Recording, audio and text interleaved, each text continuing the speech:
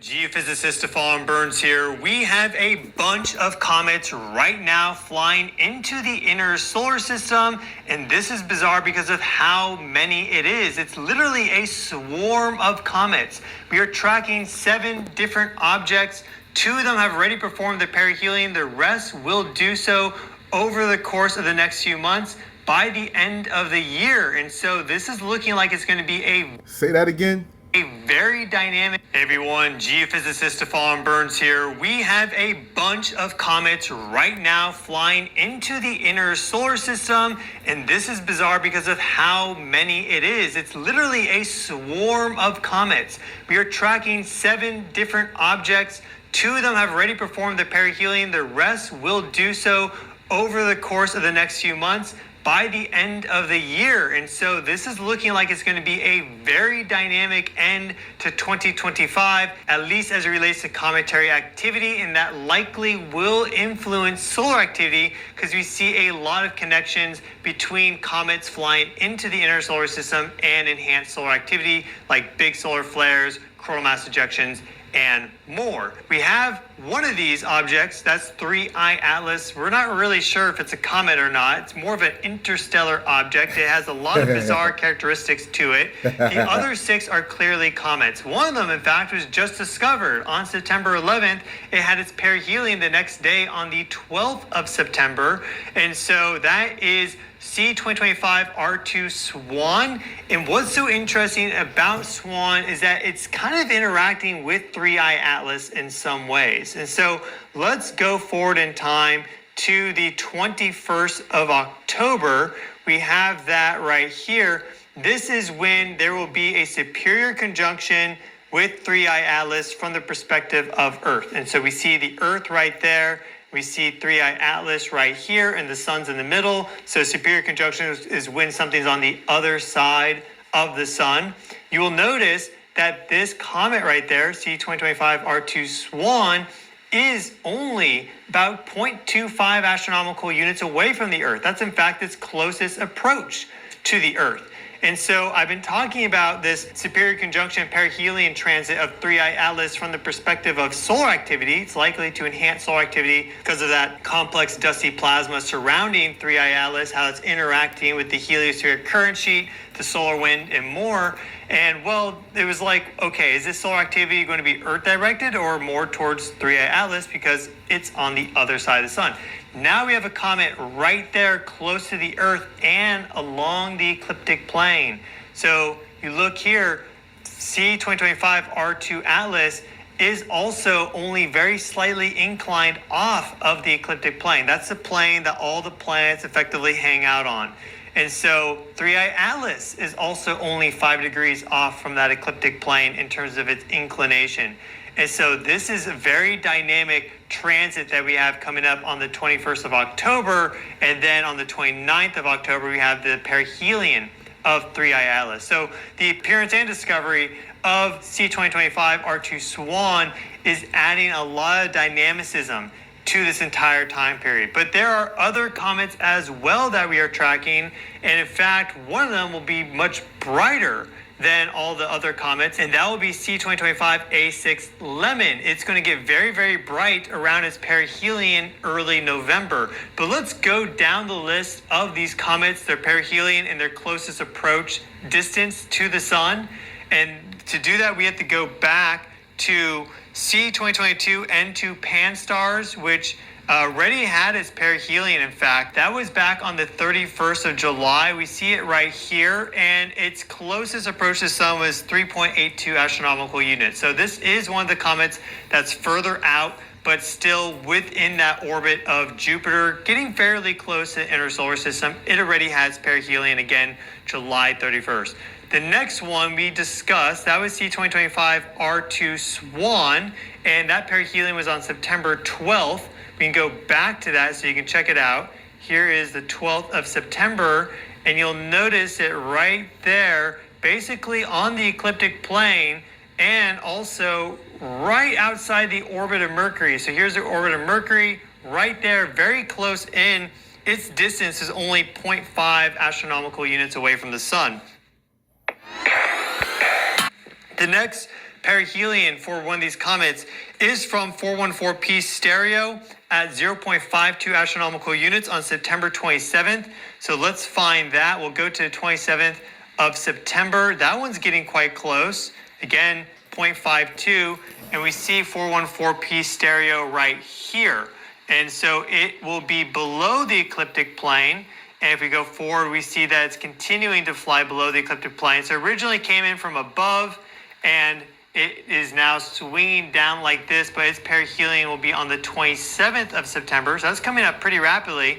And then after that, we have a perihelion on October 8th. And this is from C2025 K1 Atlas at only 0.33 astronomical units. So let's go forward to October 8th to check that one out. And we see how close it gets right there. Also below the ecliptic plane, it was along it earlier, and it'll be also afterwards. Very, very close to the sun, and even like within that orbit of Mercury, but below. So that's then on the 8th of October. We have that superior conjunction with 3i Atlas with... Notice they coming in from all angles. All angles. Understand, 7. You have 7 colors in the rainbow. 7 represents the God's or divine's perfect creation. It takes you a full 7 years for your brain, your organs, your blood cells, your bones to replenish themselves. You don't have the same brain, heart, and liver that you had 6 months ago. You shed skin every 4 weeks. You don't see it, but it's constantly being shedded. Your bones are constantly growing. Old bones are just are defecating or urinating them out. You are constantly growing. And every 7 years, take a full 7 years for that completion to take place. And now you have 7 comets. 7. First it was just 3i Atlas. Now you have 7. How significant is the number 7? And I'm quite sure people be able to pull things up. 7 seals, 7 trumpets, 7 kingdoms. All this all this is coming up because, as I told you before, as above, so below, as without, so within. This is all a game that's being played. Earth is a school. This was a test. This was a test for your black energy, your neuromelanin, your ability to manifest physical reality. Only us can do that. Understand and understand that. That's why I tell you to study chemistry, physics, biology, neurology. Your brain controls all physical reality and is based upon what programs you have accepted. Let's finish this a little bit. Let me play this a little bit more. One, that comet that we just found being closest to the Earth on the 21st of October. Then the perihelion of 3i Atlas is on October 29th. That will be just inside the orbit of Mars. And so we can check that out. We see it here. If we go forward in time, we see 3i Atlas zooming in just within the orbit of Mars. On the 29th of October is its perihelion. We can see that pretty clearly right here. And then it will continue on. And then we have the brightest comet of the bunch. At least that is what is expected and forecasted. And that'll be from C2025 A6 Lemon on November 8th. And so let's go to that and go to the 8th of November. And we will see this comet get pretty close to the sun. Its closest approach is 0.53 astronomical units. And one of the reasons it's going to be so bright is because of how its orbit is lined up in relation to Earth.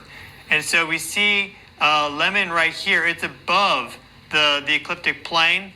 And if I go there, maybe you can see a little better. That is its closest approach to the sun. If we go forward, we will see that it's cutting now into the ecliptic plane afterwards. But if we go back to the 8th of November, we see that it is in a very favorable position to see from Earth. And so it's expected to get to an apparent magnitude of about 4 or 3, which is very, very bright. You'll be able to see that with the naked eye. Right now, okay, my people, it's not even a concern about if you can see these things with the naked eye or not. I done told you already. It's only one group of species that's going to walk underneath that sun, regardless if you're malevolent or benevolent, and that's a prokaryotic cell organism. So even these entities on the planet, the draconian species, the tall whites, the insectoids and all that, these are still natural species, although they have a dark mind to usurp energy scientifically because they want to be immortal. Actually, they want to be us, to be truthful and honest with you, the creators of the entirety of the galaxy. But although they want to be us, they want to be creators, because if you look at how we live in regarding our environment and so forth that they have created for us, it's artificial. It's a replica of the natural environment, but it's artificial. The cat, the dog, and other animals that we allow inside of our whole household that we have accepted, even the foods that we have eating or that we are currently eating, all of these things are coming from an entity that has been here for quite some time, and it is designed to be jealous, designed to have to be envious. This is what this entity is designed to be, and it understands that if you can get the organic species to do this, then you can do that. However, its main goal, its main objective is to put aside universal law. And I want to travel and surf it. I want to travel and surf and navigate the cosmos like your species do. More importantly, we smell like our blood to them smell like the sweetest candy, a tasty cake, a birthday cake. Our blood smells different and they love it. So we designed these species to put us through a significant test. And we kept a bird's eye view on this test the entire time. A bird's eye view on this test the entire time. Listen, I done gave a lot of information out here, my people. As a reminder, I am not your teacher. I am one of many great reminders down here. I will tell you, my brothers and sisters, and it's coming to light. It's coming to light very fast that Earth is a school. It is a test, individually and collectively, for us as a species. And now it is coming to an abrupt end. The embarrassment is on us. The joke is on the complex cell. Abundance and gratitude to you all.